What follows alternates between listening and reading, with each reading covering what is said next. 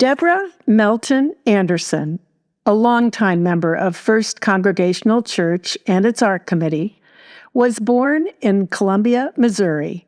She attended Barnard College and the University of Missouri and studied drawing, painting, and art history. She went on to receive a Master of Arts in Teaching from Harvard University. At Harvard, she met her husband, John Mack Anderson. The couple settled in Columbus, and Deb took her first quilting class with the well-known art quilter from Ohio, Nancy Crow. Deb created numerous unique quilts. She taught quilting techniques at Quilt Surface Design Symposium and was a member of the Art Quilt Network.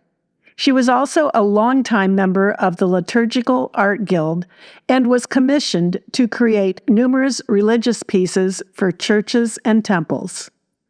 At First Church, she has worked with the Art Committee in determining the selection and upkeep of our church's many works of art. A very vibrant 87-year-old, that's what Deb is. Her husband, John Mack Anderson, died in 2007. He was a leader with many arts organizations in Columbus and served as moderator and a member of church council at First Church. John and Deb were and are important, influential lay leaders at First Church. Welcome to this interview, Deb.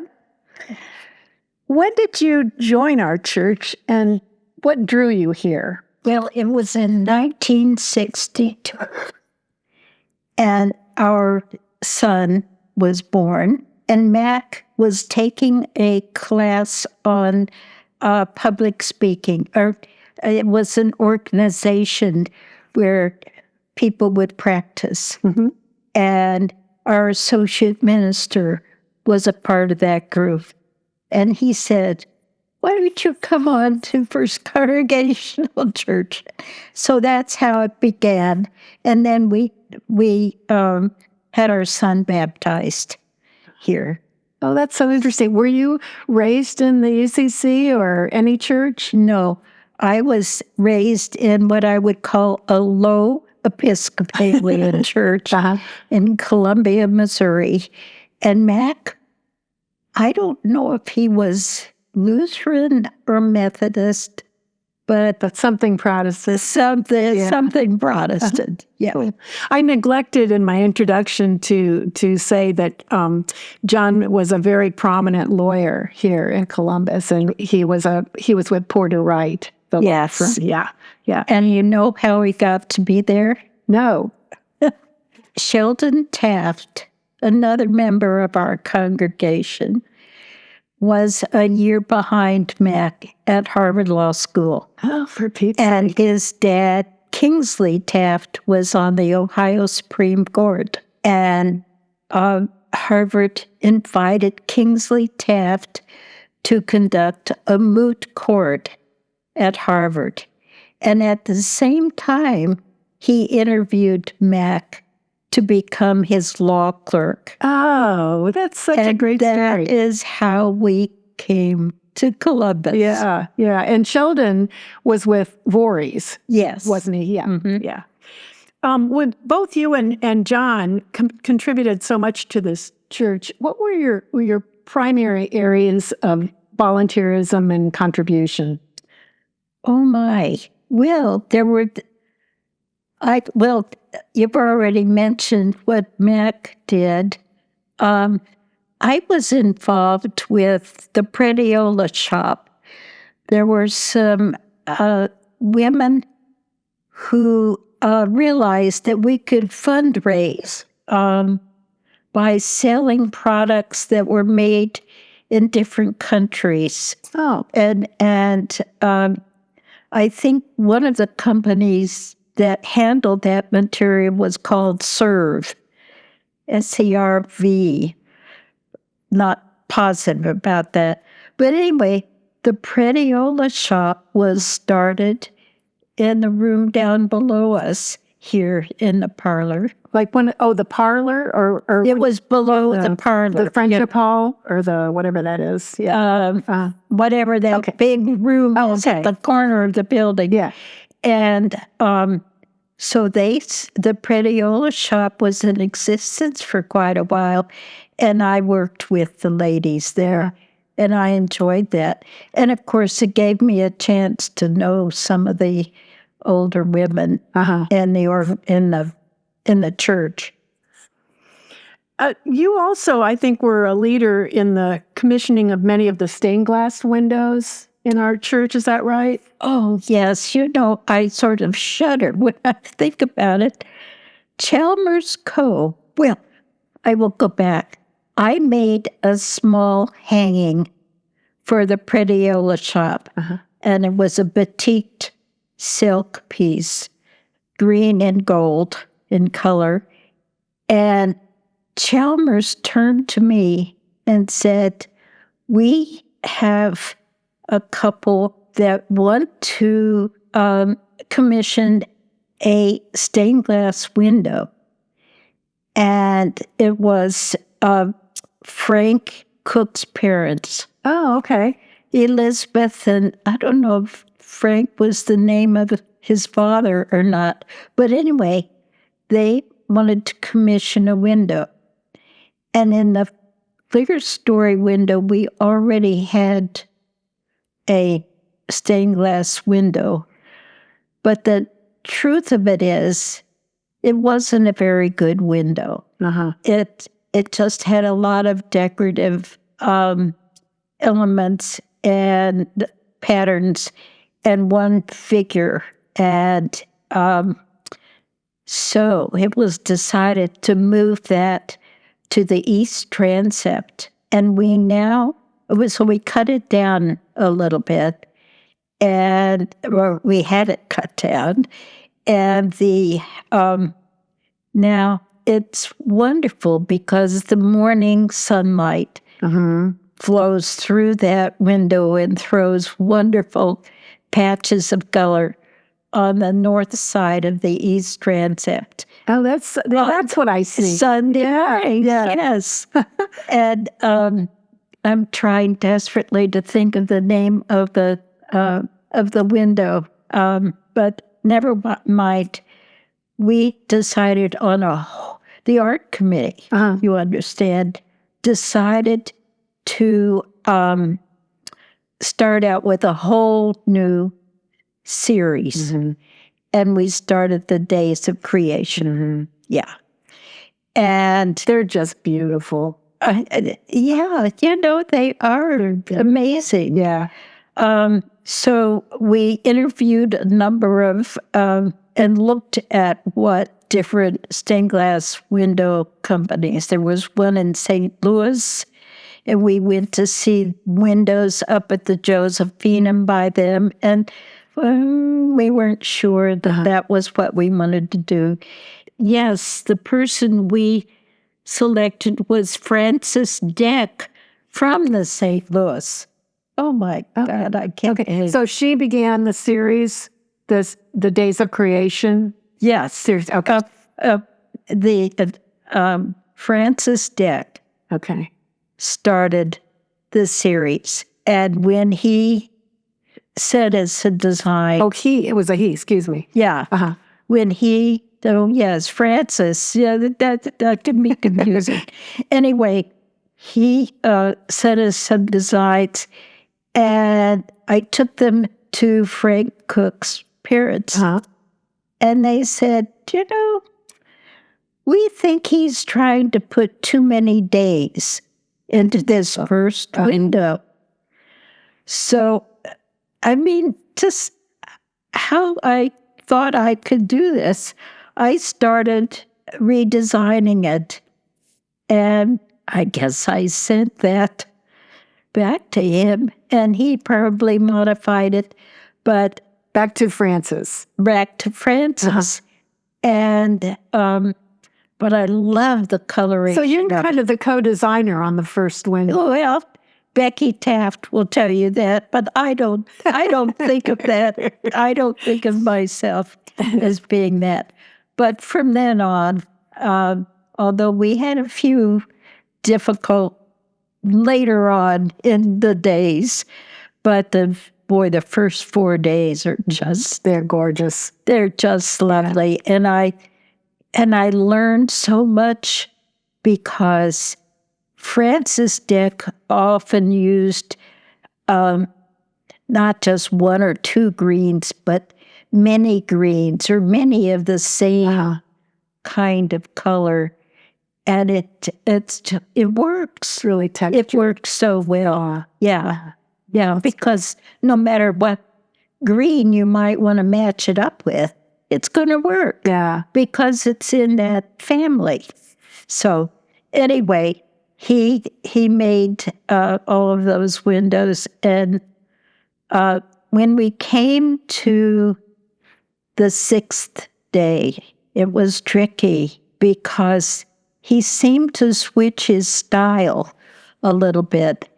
And the two figures, they were just sort of silhouetted against a light background. And I wanted them to somehow be more attached to the whole design. It was just a different style. Yeah. And certainly the 7th day is a different style also. But of course, it was a day of rest and, a very different subject. Yeah. I'm going to have a whole new way of looking at these now when I go in there the next time into the sanctuary. Yes. Yeah. Is there anything else you'd like to say about the various stained glass windows throughout the church? Oh, well, to back up, the couple the Minuses, Okay. and their daughter Susie, was destined to a shorter life. Yeah. She was the one with cystic fibrosis. Yes. Okay. And they had seen the Canterbury windows and thought that Gabriel Loire was the one To do it. And so, indeed, he did the 2 lancets in the west transept on the south wall. And and then after that, when it came, then Chalmers Cove was still our head minister, our senior minister, and someone else or several families wanted to put in stained glass Windows. in the ambulatory, the aisleways. And so Mac and I and the Morrows and the McIsaacs decided we would give them a window in honor of Chalmers. Oh, nice. And then, I mean, it just went, Kept up. they went pretty quickly, Yeah. actually. Yeah. People wanted to, the Cut Spa Yeah. did one, and, well, it's all on the plaques at the back by the narthex. All the people who gave those windows. But so we've had some wonderful people. But then when Denny Bernard was, The Denny Bernard window. my goodness. That was an English designer, wasn't it? No, it was Ellen Merritt. Oh, okay. Merit, I think. And I had visited a friend of mine in Bronxville, New York, and I admired their stained glass windows, and Ellen Merritt had done them. And I said, I want the name of that artist. Yeah. And so I contacted her, and indeed, we hired Ellen Merritt, and she did a superb job. It's a beautiful window. It is just, there's so much to see in it. It's so musical. It is, and it's supposed to be. Yeah. Yeah. You know, for Denny. Yeah. And I think Denny was just thrilled Oh, that's great. by it. And then we invited her to do the west narthex window, Okay. which is she used very different style, but she was still able. At one time she was married to her husband was somehow involved with stained glass, and they had imported the company that he was associated with had imported wonderful glass from Germany and wherever else. And so she had an association with this Philadelphia company. And so she's still been able to get good glass, but not much is left. Yeah. Yeah. Let's talk about your banners. Okay. I loved it when was it 2 years ago or whatever when they had them in the chapel displayed? Oh, yes, 2 years ago. Oh, that was such a great, and it was so wonderful to see them all together. For me also. Yeah. I was just, oh my God, I did all of these. When did you start doing the banners? Well, that takes me back to Chalmers Cove. Uh-huh. And the first banner was, was it Pentecost? I think Pentecost is when the Holy Spirit comes. Okay. And so I had seen I'd seen Italian paintings with the apostles with tiny little flames above their heads. And I said, that just doesn't do it for me. That doesn't say the Spirit is sweeping in. And so I had seen, it must have been Chinese, some Chinese design where the figures were enveloped, surrounded by clouds or flames or something. So that's what I did. I wanted the apostles to be just so caught up in the Spirit. And so, do I have it wrong that it was stolen? not that one. Not that one, a different one. A different one. banner. Tell us about that. Well, it was for everyday time, common time. It runs a long time after Pentecost all the way to Advent. Okay. And so, and the color is usually green for that. And so I made one. Oh, it had been commissioned by Edith, not Edith. Oh, dear. That's okay. Her husband's name was Dave Postal.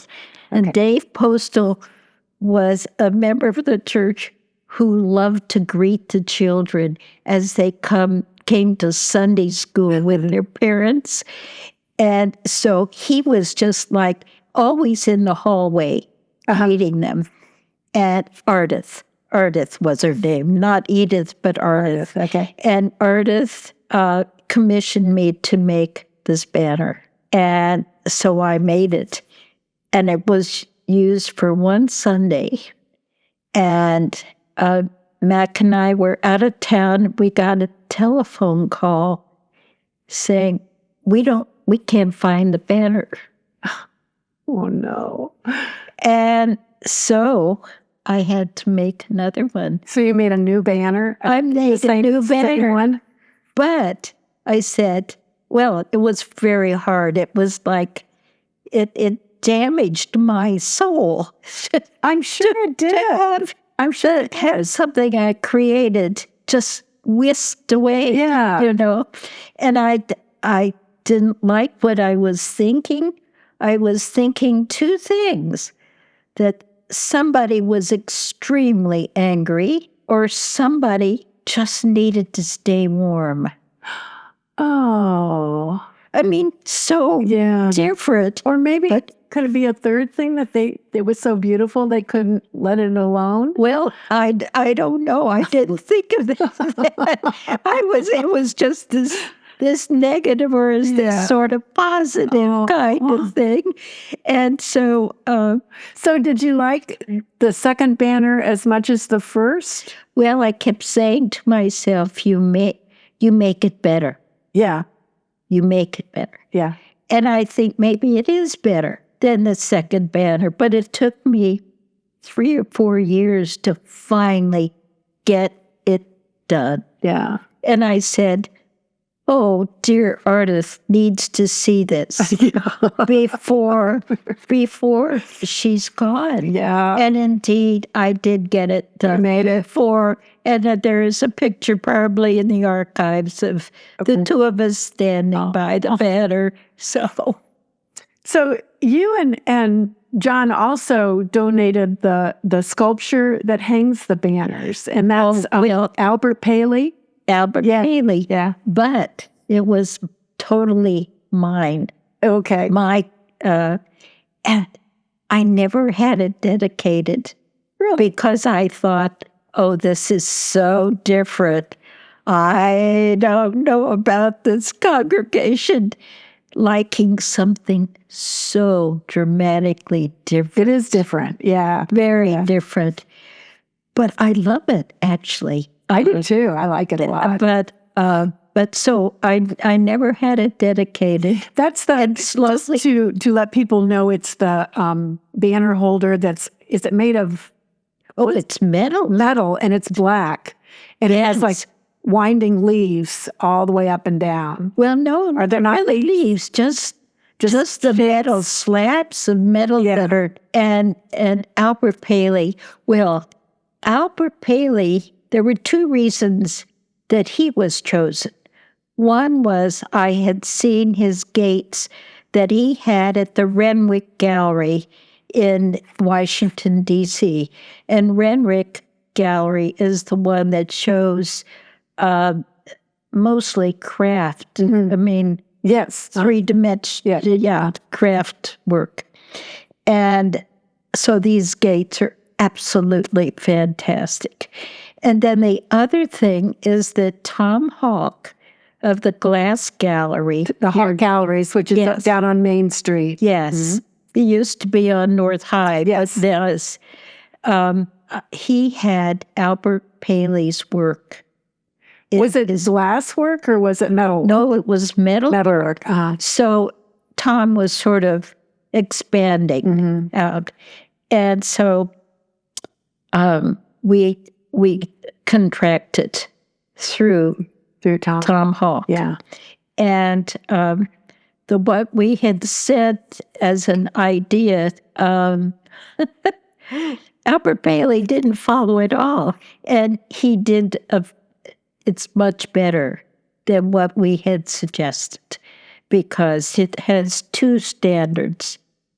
And so they can be pulled apart or put closer together. Okay, I didn't know. And turned slightly, although the bar across doesn't allow for a whole lot of wiggle room.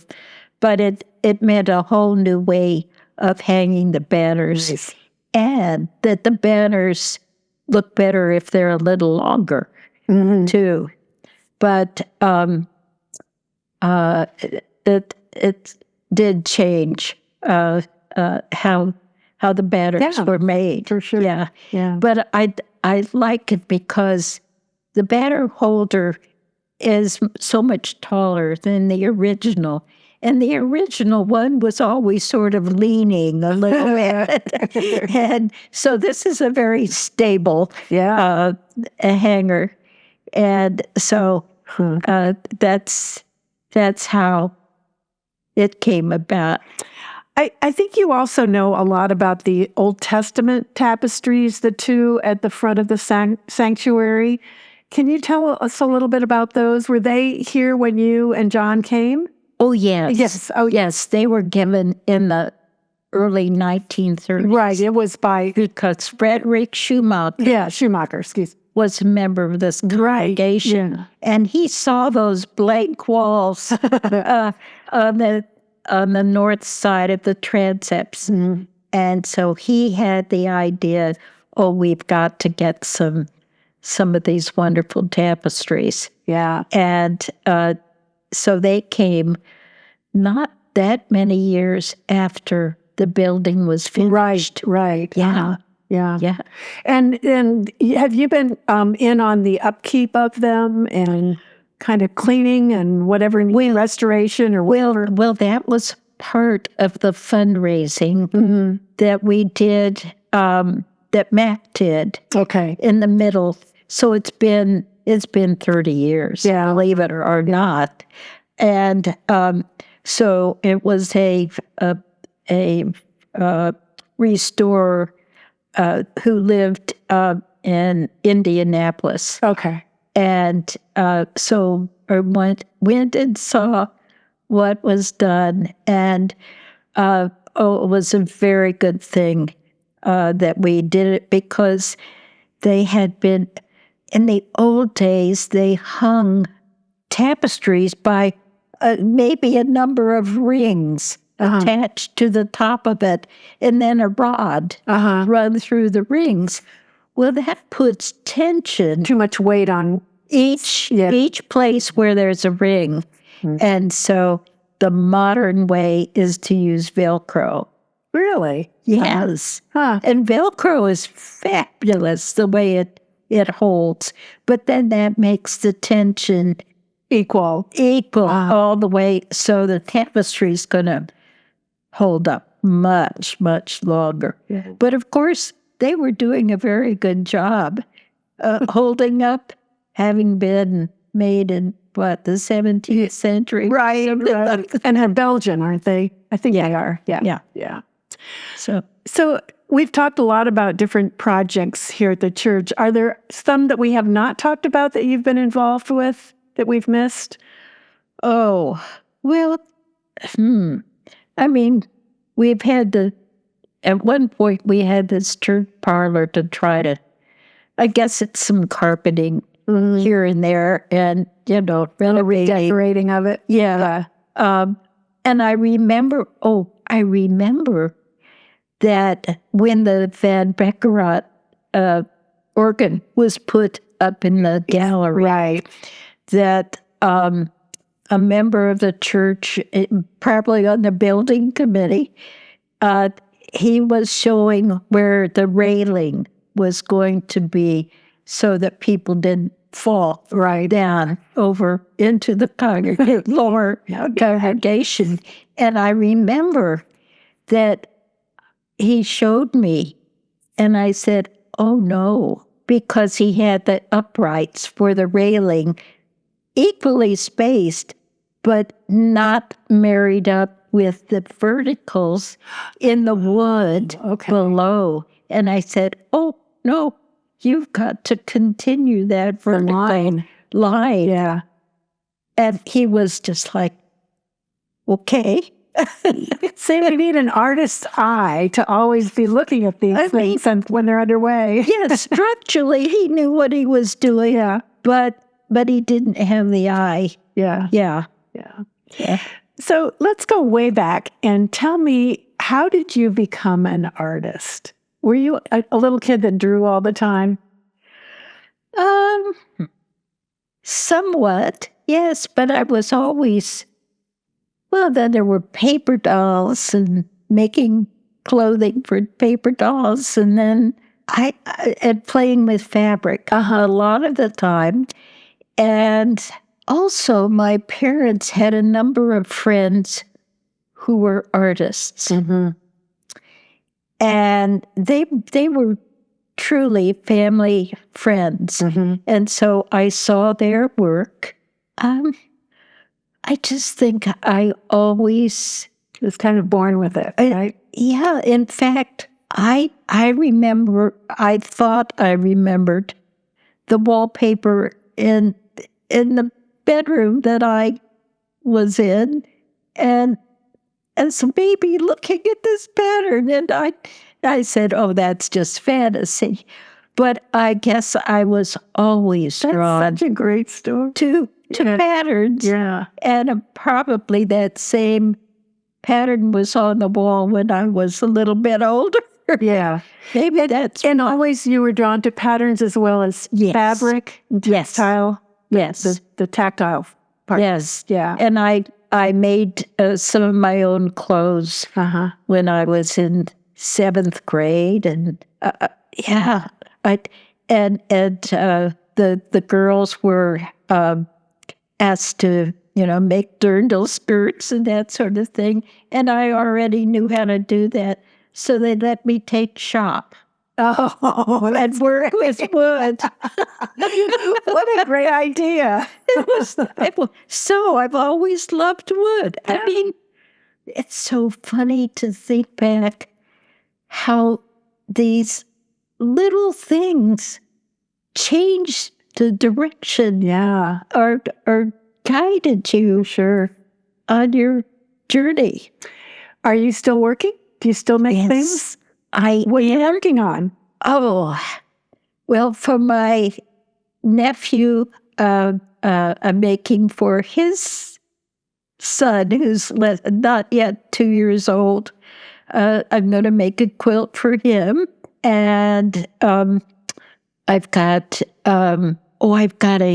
a quilt on my dining room table that I haven't been able to work on for 3 weeks, and I'm just so frustrated. You got to get back to it. I've got to get back to it, and I'm trying to sort through my fabrics and get rid of some I don't think I'll ever use. But there's a fundraiser at our community, Westminster Thurber, and so I always try to have something for that, things for that fundraiser, and so yes, and I get ideas. The ideas are still coming. That's great. That's the best thing in the world. So great. Yeah. No matter if I get frustrated and my eyes are not working quite as well as they did, I just have to learn how to work around that problem. Yeah. Do you have a favorite artist or artists? I thought about that question, and I've just had experience with Thomas Hart Benton, and all of us have had experience with Van Gogh, and I guess I've always gone to art museums, and so I can't say that there's one artist above all that I would just go to. Sure. I would, because artists make different qualities of art. Yes. Different artists. Yeah. And so there are many wonderful works of art, but they're made by a wide variety of artists. But I guess part of how I think about the quality that I'm seeing is that when I was at Barnard, my junior year in college, I took a class with Julius Held, and he was an expert on Rubens. Oh, okay. But he also handed out, it's the most valuable document I ever got, I'm sure, other than my birth certificate. It said, if you ask the art the right questions, you will get the answers. Oh. It's just, I keep hoping I've got it stashed away somewhere because it needs to be. That's a wonderful quote. Added to the world. Even though Julius is gone, he taught me about composition. And it's composition that often makes a great work of art. That's a good. And well, I had a teacher my freshman year at the University of Missouri, and it was a drawing class, and she said, "Now draw the space between the objects." And we all thought this woman was off her rocker, but she was absolutely she was trying to teach us that the negative space, is important. As important as the positive. Yeah. But I didn't figure that out until I had Julius Hale's paper in front of me, and he was teaching me. So the world of fine art is obviously important to you. How important is it to you that this church is as beautiful as it is and has these kind of works of art in it? Oh my. Very important. Mm-hmm. And to go back to the stained glass, I'm so glad we couldn't fill all the lancets when the church was first built. Yeah. It's like the European cathedrals where paintings and stained glass were getting added over time. Mm-hmm. Because when you go to some of the more recently built churches, and I understand it could be or probably is an economic problem, but if they fill all the lancets at once, you just don't get a lot of change in expression. The evolution of it. And you don't. Yeah. Yes, the evolution. Yeah. And I absolutely love the fact that we have stained glass that's very different in so many different lancets. And even that we brought from the old church downtown, our previous church, in our little chapel, we still have saved that glass because that was made back in the 19th century. Yeah. And we have 20th century and now 21st century glass. And I love that. I really do. That's so great. Well, Deb, thank you so much for your time today, but more than that, for all the good things you've done for the art at this church. And for you and John and all the leadership you had over the years. Well, it never occurred to me that I was being a leader. That's what the best leaders probably think. Well, I just, and then, and then I look back and I say, oh God, what an honor.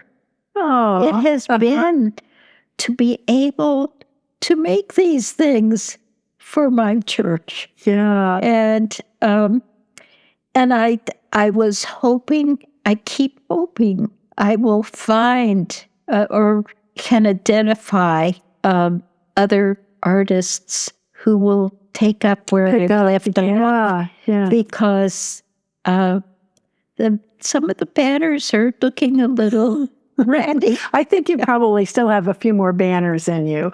I don't know. But it's been really, really wonderful to do those things. Oh, and this is sort of an aside. When Anne McIsaac suggested that I make the coverings for the baptismal font and for the lectern, I kept saying, Anne, I can't think what to do at the end of the point. And she's the one who said, get the glass from a chandelier that looks like a drop of water. Oh, how nice. And I just, genius. Yeah. What a genius of an idea. It's wonderful. And then one year, somebody must have dropped the cloth and all those little glass drops were broken. Oh, no. So they had to go out and find new drops. Shattered tears. Shattered tears. But I oh my God, what an idea. I mean, it was that is really nice. Well, you seem like you've covered almost all the bases where there are any kind of textiles or fabrics that needed to be had at the church. Yeah. And I've loved working with fabric, and but I've learned that a lot of women go to workshops and work with other artists. And true, I've took a few classes with Nancy Crow, and I just don't function in a group like that. Yeah, I just need to do it by myself. Yeah. Although sometimes I ask for feedback. Oh yeah. I mean, I want some feedback. Sure. Because sometimes you get stuck and you just don't know what's not quite right. Yeah. And So like the tears, like the little glass. like the tears. That's great. And supplied me with the answer. That's nice. Yeah. Thank you so much for talking with us today. It's been a pleasure.